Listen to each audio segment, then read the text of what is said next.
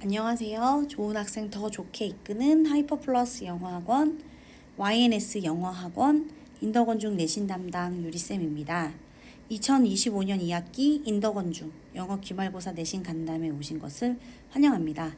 간담회를 진행하기 전에 먼저 간단하게 내신 분석표를 보고 먼저 보고 올 텐데요. 이미 많은 블로그를 통해서 저희도 이제 블로그에 내신 분석표를 올렸기 때문에 보신 분들이 많겠지만 그래도 혹시나 못 보신 분들을 위해서 한번 간단하게 어떤 식으로 출제되었는지를 보고 가겠습니다. 이번 이제 인더건중 같은 경우는 총 25문제가 출제되었고, 그리고 보다시피 모든 영역에 있어서 골고루 출제됐어요. 28, 24, 24, 24%라고 하지만 결국은 거의 25%라고 봐도 될 정도로 모든 영역에 있어서 골고루 출제가 됐고, 특히 교과서와 교과서 외의 비중이 거의 비슷하기 때문에 외부 지문도 소홀히 할 수 없고, 그리고 단독으로 출제되는 응용 문제들, 어법이라든지 어휘 문제들도 놓칠 수 없는 그런 시험이었다고 생각을 합니다. 그리고 변형 문제 같은 경우는 2문제 정도가 출제됐는데요. 내용을 재진수라는 스타일의 변형 문제가 출제되었기 때문에 아이들이 낯설다고 느끼지는 않았을 것 같아요. 그리고 문제 푸는 데 있어서도 어렵게 시점 전환이라든지 이런 문제이기 때문에 어렵지 않고 무난하게 문제를 풀었을 거라고 생각을 합니다. 특히 앞서 언급했듯이 모든 영역이 골고루 출제됐기 때문에 한 영역에 치우쳐서 공부를 하는 거는 인더건중 시험에는 조금 맞지 않는 시험 전략이기 때문에 나중에 다시 언급은 하겠지만 최대한 전 영역에 걸쳐서 골고루 대비하는 훈련을 하는 것이 좀 중요하고요. 특히 이번 시험 같은 경우는 저번에는 어법에 좀 더 배점이 높은 문제들을 배치했는데요. 이번에는 어휘 부분에 좀 더 높은 문제를, 그러니까 단어들을 배치를 함으로써 상대적으로 어휘에 대한 정확한 인식이 있지 않는 경우 문제 푸는데 조금 어려웠을 수 있을 거라고 예상을 합니다. 특히 인더건중 같은 경우는 단순하게 단어의 뜻을 물어보는 문제도 나오지만 흔히 아이들이 놓칠 수 있는 수거를 물어보는 문제도 많이 나오기 때문에 정확하게 어떤 부분에 대한 단어로 쓰였고 그런 것들을 알 수 있어야만 문제를 풀 수 있기에 그런 훈련들을 많이 하는 연습을 하였습니다. 그럼 한번 같이 어떻게 출제되었고 또 어떻게 시험 대비를 했는지 한번 살펴보도록 하겠습니다. 인더건중은 교과서는 동아 2 출판사를 쓰고 있고요. 그리고 외부 지문이 두 개의 지문이 추가가 되었습니다. 그래서 모든 영역에서 앞서 언급했듯이 골고루 출제가 되었고, 난이도 같은 경우는 2학기 중간고사와 비슷했기 때문에 비슷하면 사실 아이들에게는 체감상 난이도가 낮아요. 왜냐면 한번 봤던 거를 다시 풀어본다는 느낌이 많기 때문에 난이도가 비슷하여서 아이들이 느끼는 체감상 난이도는 좀 더 쉬웠을 거라고 예상을 합니다.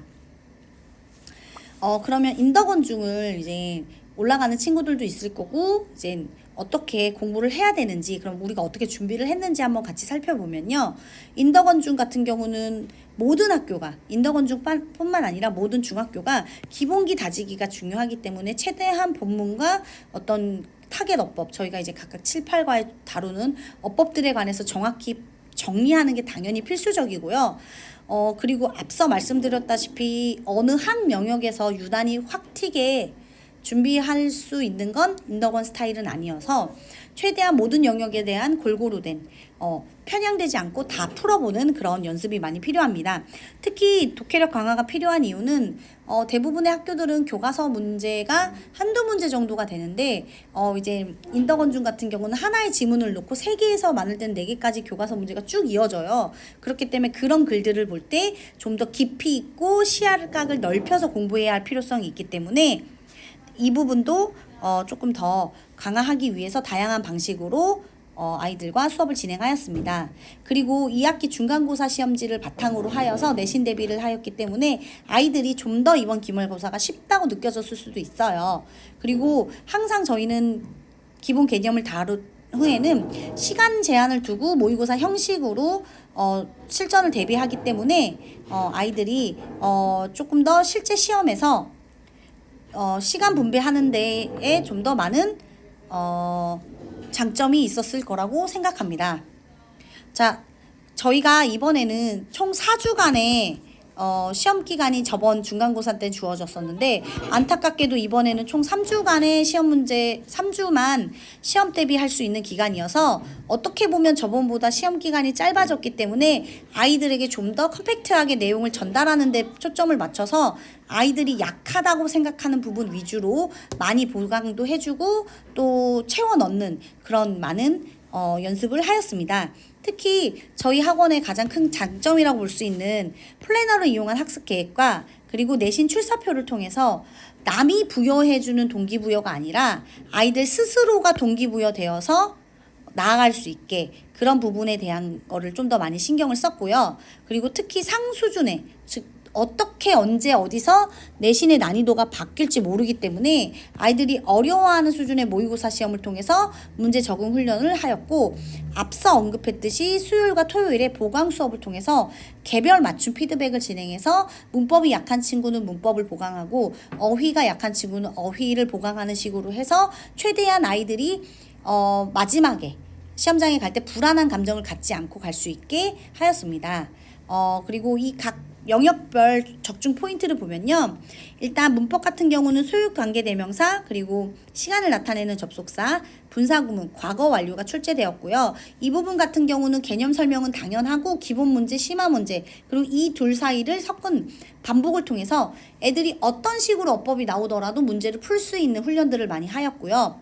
그리고 7과 8과 단어 같은 경우는 말했다시피 조금 많이 중요한 영역이기 때문에 어휘 부분은 다양한 방식으로 확인 절차를 거쳐서 아이들이 자연스럽게 그 어휘를 익힐 수 있게 그런 훈련을 많이 하였습니다.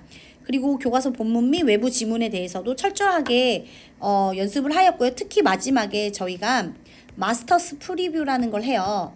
이때 아이들에게 모든 지문에 관한 TF를 만들어서 정확하게 내용 이해가 됐는지 안 됐는지 확인한 후 오류가 있는 부분은 정정해주고 그 부분을 다시 습득한 뒤에 확인 절차를 거치고 보내는 훈련을 하였습니다.